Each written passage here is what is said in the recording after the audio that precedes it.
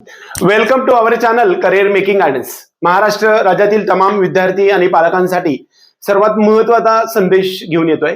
नीट UG 2025च्या जी काही counselling process आहे त्याच्या संदर्भामध्ये जो MBBS चा जो लास्ट कट ऑफ डेट होती ती आपल्याला 10 जानेवारी पर्यंत वाढवण्यात आली होती। वास्तविक पाठीमागच्या नोटिफिकेशन मध्ये 20 नोव्हेंबर पासून ते वाढवून आपल्याला 10 जानेवारी पर्यंत MBBS आणि BDS ची ऍडमिशन प्रक्रियेसाठीची मुदत वाढवण्यात आलेली होती। त्यानुसार जे काही सीट्स वेकंट होते ते आपल्याला घेण्यात आलेले आहेत।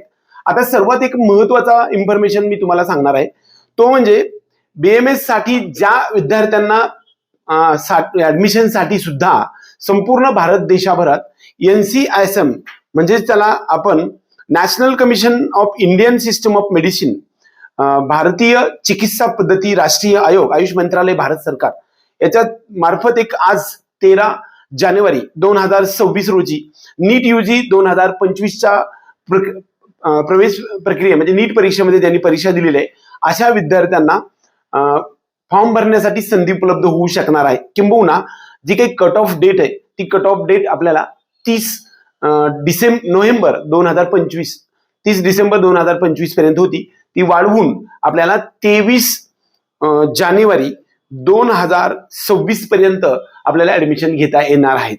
ज्या विद्यार्थी काही कॉलेजेसमध्ये काही सीट्स वेकंट आहेत त्यासाठी आपल्याला म्हणजे ही संधी उपलब्ध होऊ शकते। आजपासून 10 दिवस आपल्या सर्वांना संधी उपलब्ध आहे।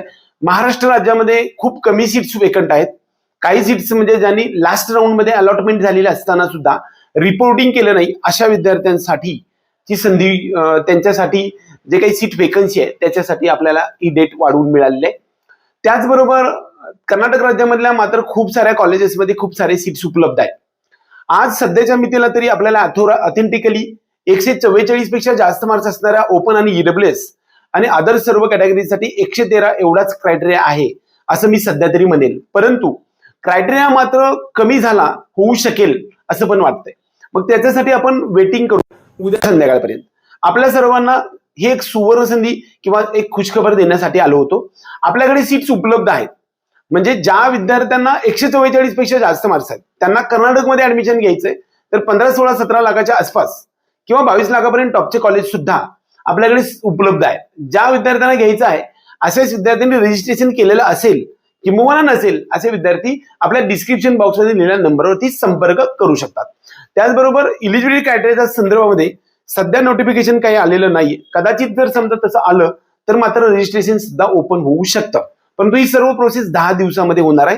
नीट यूजी 2025 साठीचा सर्वात लेटेस्ट इन्फॉर्मेशन देण्यासाठी मी तुम्हाला आलो होतो। आपल्या सर्व विद्यार्थी आणि पालकांना आपल्या ह्या वर्षभरातल्या प्रत्येक अपडेट आम्ही तुम्हाला डोर स्टेप पर्यंत देण्याचा प्रयत्न केलाय। हाही व्हिडिओ तुम्हाला आवडला तर व्हिडिओ लाईक करा, त्याचबरोबर चॅनलला सबस्क्राईब करून बेल आयकॉन दाबा। एवढंच या निमित्ताने। जय हिंद, जय महाराष्ट्र।